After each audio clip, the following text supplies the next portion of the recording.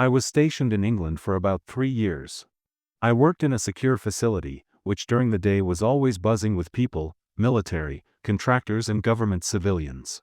It was a fenced-in facility on the base, which was also fenced, and had a few different layers of security in the building itself you had to get through. On top of that, we also had our own entry control point, ECP, with roving patrols. My point: getting into the building was only possible if you either had the badge for it or you blew a hole in it, nothing in between.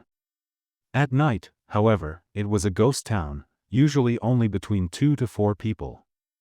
Still had the roving patrols, but they were outside and we never spoke to them unless there was a problem. And it was a huge facility. One night there's 3 of us working on the night shift, and we had an array of monitors in there that displayed live feeds from the cameras all over the compound. It was one of those where it would show for about 10 seconds, flip to the next feed, and roll through them, repeat. One night we get a call from the ECP. They had motion alarms going off in one of the equipment rooms, which means one of us had to go check it out. Lucky me, my supervisor sends me. I get to the equipment room, nobody in sight. I pick up the phone, call over to my supervisor, tell him nothing is there. Then I call the ECP and ask them if they can see me on the feed. They respond with the following words: "We have 2 of you." I just sort of looked up at the camera and tried to be as nonchalant as I could, and asked, "Where do you see the other guy?" And I get back, "At about your 5 o'clock.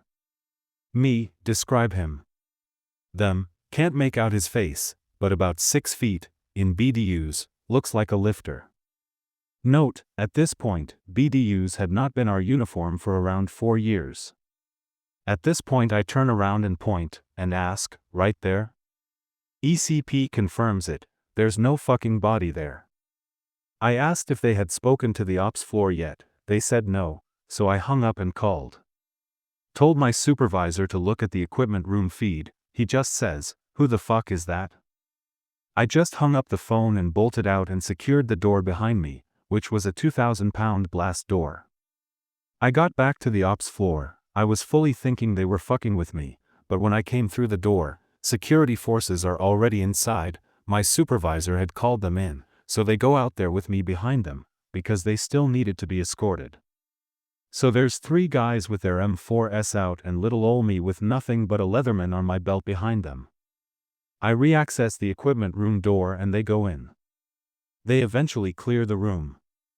Phone in the equipment room rings. I pick it up. There are motion alarms going off all over the facility now, all in places that have been fully sealed and secured for the night. We end up calling the main base command post to tell them we might have a problem. Security forces spends the next hour and a half clearing the fest of the facility. At this point, we have already notified our commander and his staff, so everybody is tracking it. Unfortunately, the video feed didn't record at the time, so we had nothing to go back to review and see what they saw. But the ECP supervisor on duty and my supervisor, both E7s, had seen it separately, and the motion detection systems did record, and we were able to at least have that to confirm something happened.